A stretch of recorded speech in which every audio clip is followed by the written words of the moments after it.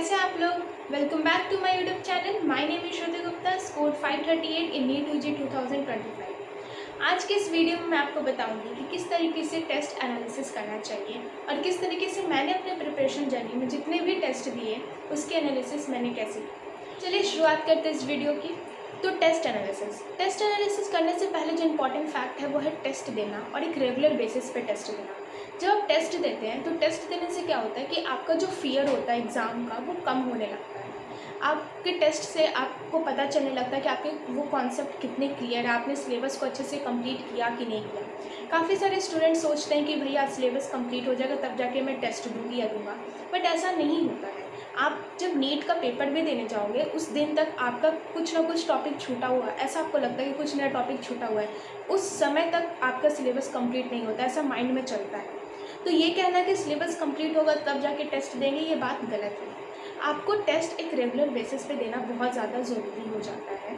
और सिलेबस अगर टॉपिक्स कोई छूट गया किसी कारणवश आप उस टॉपिक्स को नहीं पढ़ पाए तो कोई बात नहीं, फिर भी आप जाके उस एग्ज़ाम में बैठिए, उसको दीजिए, ताकि ऐसे क्या होता है कि आपका जो भी फियर था वो सब खत्म हो जाता है और कुछ ना कुछ तो आपको आता होगा। ऐसा तो नहीं है कि नील बट्टे सन्नाटा है, कुछ ना कुछ तो आपको वहाँ पे टेस्ट में जो भी आप पेपर सॉल्व कीजिएगा तो कुछ ना कुछ आता होगा, या नहीं आता होगा तो आप जानिएगा कि हाँ जो मैं पढ़ने वाला हूँ टॉपिक उसमें ये सारे क्वेश्चन इस तरीके के क्वेश्चन बन सकते हैं। तो टेस्ट अब मैं क्या करती थी, अगर मैं अपनी बात बताऊँ तो मैं फर्स्ट जॉब जब ली थी तो मैंने टारगेट बैच में एनरोल करवाया था। तो वहाँ पे क्या होता था ना कि हर वेंसडे मतलब एक वेंसडे छोड़ के फिर अगले वेंसडे को टेस्ट हुआ करता था हम लोग का, मतलब क्लास टेस्ट। नॉर्मली सर ने कोई टॉपिक पढ़ाया, सिलेबस कंप्लीट हुआ तो वो उसका टेस्ट मतलब हर वेंसडे एक इंटरवल पे वो होना था।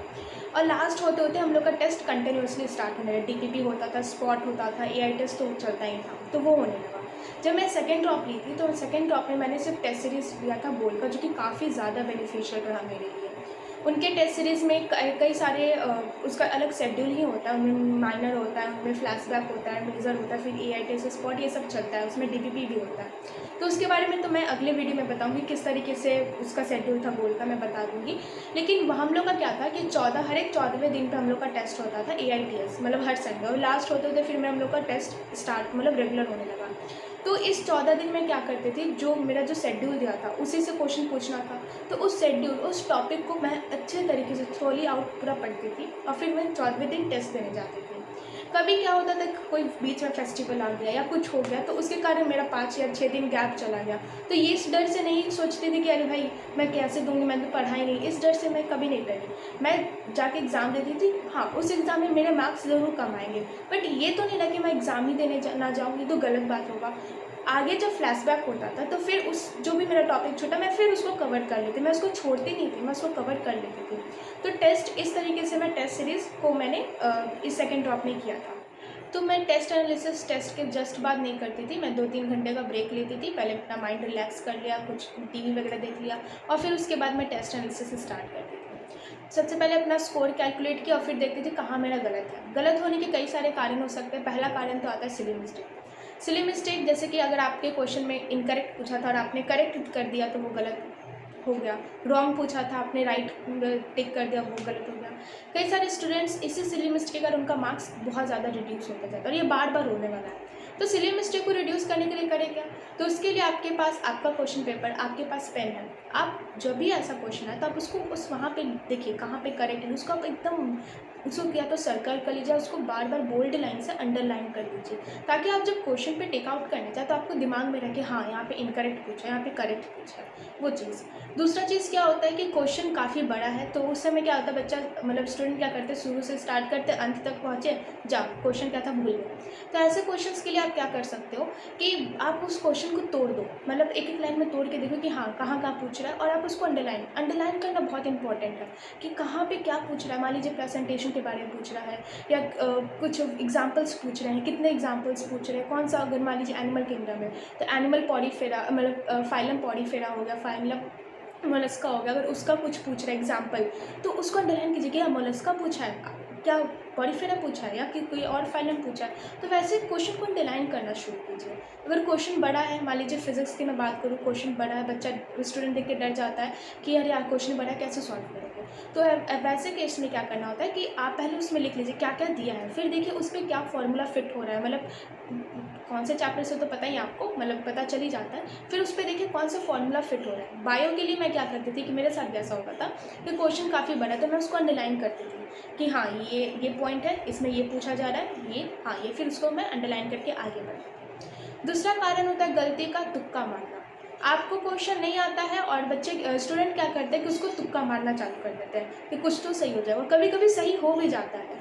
और अगर किसी स्टूडेंट का ये तुक्का बार बार सही हो जा रहा है तो उसको आदत हो जाता है कि नहीं मैं तुक्का से तो सही, एडिक्शन जैसा हो जाता है कि मैं मार देती हूँ तुक्का सही हो जाएगा। बट ये गलत है। अगर आपको वो क्वेश्चन नहीं आ रहा, लीव कीजिए उस क्वेश्चन को और आगे बढ़िए।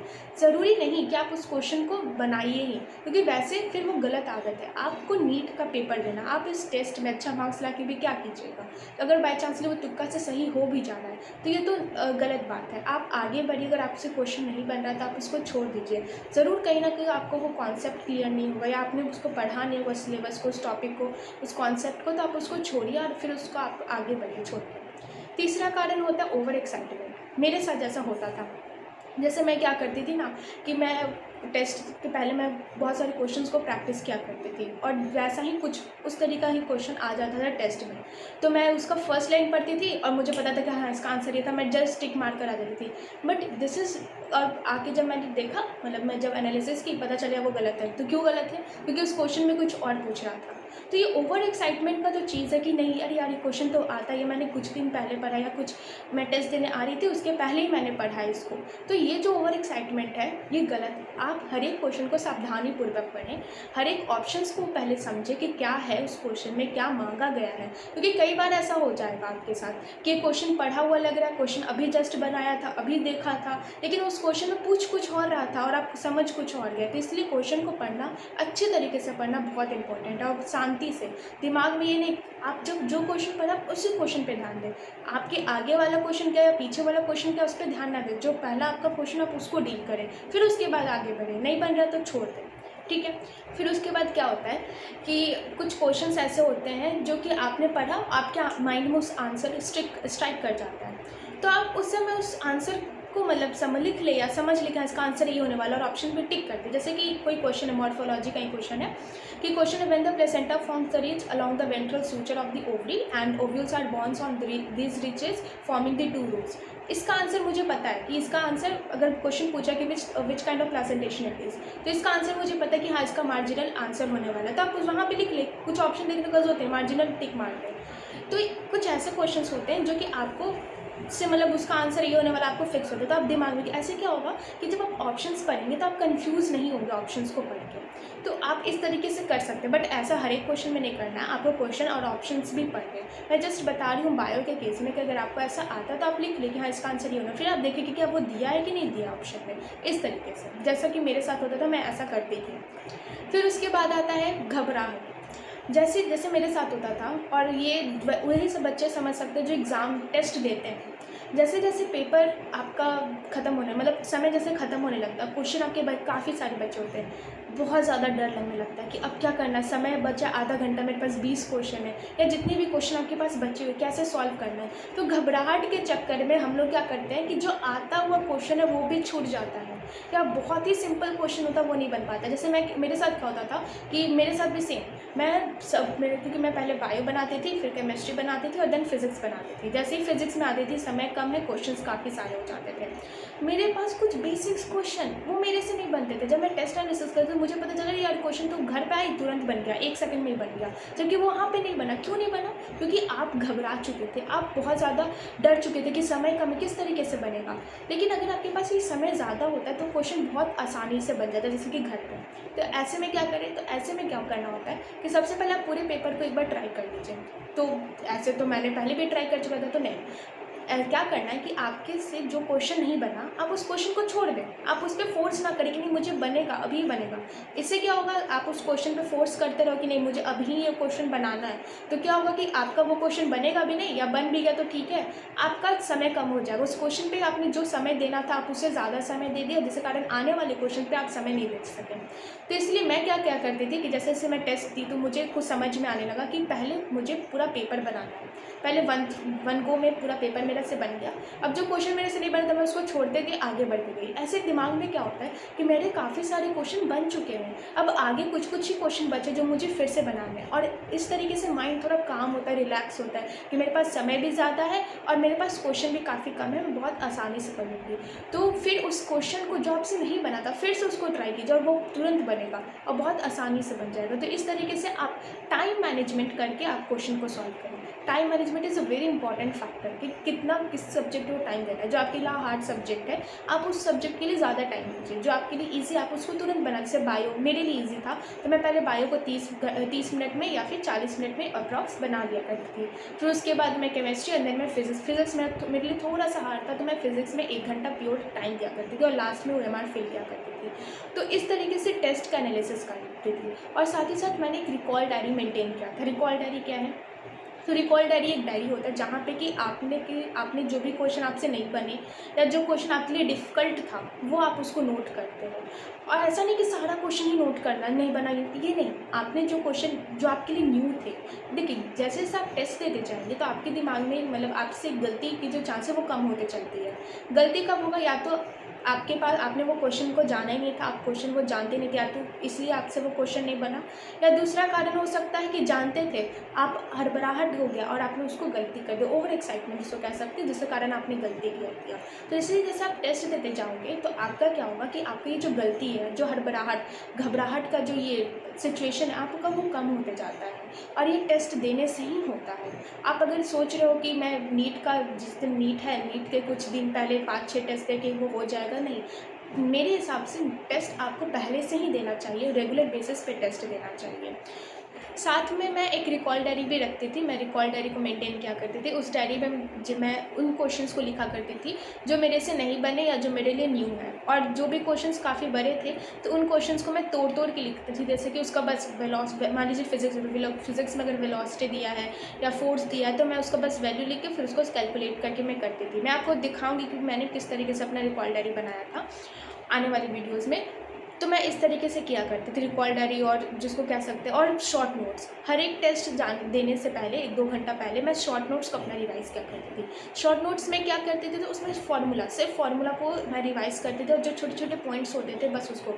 बायो के लिए तो मैंने शॉर्ट नोट्स नहीं बनाया था, केमिस्ट्री के फार्मूला के लिए बनाया था, और इनऑर्गेनिक में जो P ब्लॉक है, D ब्लॉक है, उन सब के लिए जो भी ट्रेंड्स होते हैं उसके लिए मैंने अपना शॉर्ट नोट्स बनाया था। साथ ही साथ फिजिक्स में जितने भी फार्मूला थे उसको शॉर्ट नोट्स में मैंने किया था। उस सारे फार्मूला को मैंने टेस्ट में जो भी टेस्ट देने जाते थे उसके पहले मैं उसको रिवाइज़ करके जाती थी।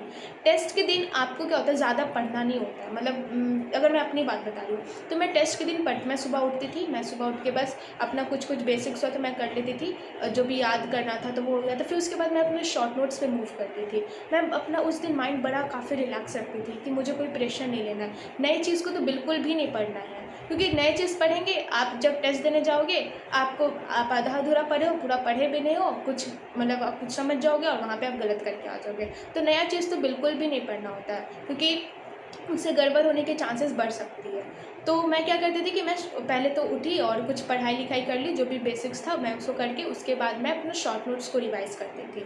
और साथ ही साथ मेरे पास एक PDF था जिसमें कि जितने भी बायो के जितने भी फिगर्स होते थे मैं उसको देखती थी, क्योंकि फिगर्स से भी क्वेश्चन पूछे जाते हैं टेस्ट में। तो फिगर्स का मैं वो सारा वो देखती थी, कहाँ पे क्या नाम है, क्या चीज़ है। फिगर देखने में बहुत इंपॉर्टेंट है। या तो आप क्या कर सकते हो कि कहीं से आप PDF डाउनलोड कर लिए, आप अपना टेस्ट देने जा रहे हो, आप अपने रोड पे हो, बाइक पे हो, कहीं पे भी हो, तो आप जा रहे हो, अपने सेंटर पहुंच रहे हो, आप सेंटर पे जल्दी पहुंच गए हो, तो आप उस फिगर को देख सकते हो कि हाँ कहाँ पे क्या है, कहाँ पे क्या मेंशन है, कौन सा फिगर है, किसके बारे में दिया हुआ है। तो इस तरीके से जो कि मैं किया करती थी, और इस तरीके से आपका फिगर भी बहुत ज़्यादा क्लियर हो जाएगी। आप जब पढ़ रहे बायो का तो आप उस समय भी फिगर में मेंशन कर दो कि कहाँ पे, क्योंकि फिगर से काफ़ी अच्छा क्वेश्चन बनता है और पूछा भी जाता है, जैसा कि आप देखे भी हो। This is all about my video. I hope आपको मेरा वीडियो पसंद आया होगा, आपको कुछ समझ में आएगा किस तरीके से टेस्ट को एनालिसिस करना चाहिए, कैसे आपके लिए बेनिफिशियल है, और घबराना बिल्कुल भी नहीं है, और आपको टेस्ट ज़रूर देना है। मतलब वो बहुत ज़्यादा ही इम्पॉर्टेंट हो जाता है इस नीट की जर्नी में, चाहे वो ऑनलाइन दीजिए या ऑफलाइन दीजिए। अगर ऑनलाइन वाले तो कम से कम एक तो ऑफलाइन का भी आपके पास प्रैक्टिस होना ही चाहिए, क्योंकि ऑफलाइन वो अलग ही फेज़ हो जाता है, मतलब वो डर, वो माहौल बनाना। और जब अगर मान लीजिए आप घर पे ही एग्ज़ाम दे रहे हैं, घर पे टेस्ट दे रहे हैं, तो वो माहौल बनाइए कि चारों तरफ शांति है, आप अपने पास वाटर बोतल है, कोई आपके पास सब्जेक्ट नहीं है, आपका सब अलग, अगर आप एकदम घर पे प्रॉपर बैठ के 3 घंटा पेपर दे रहे हैं, तो वो सारे माहौल को भी क्रिएट करना बहुत ज़रूरी हो जाता है। तो this is all about my this video. I hope आपको ये मेरा वीडियो पसंद आया होगा। प्लीज़ मेरे वीडियो को लाइक, सब्सक्राइब एंड शेयर करना ना भूलें, and stay tuned. Thank you.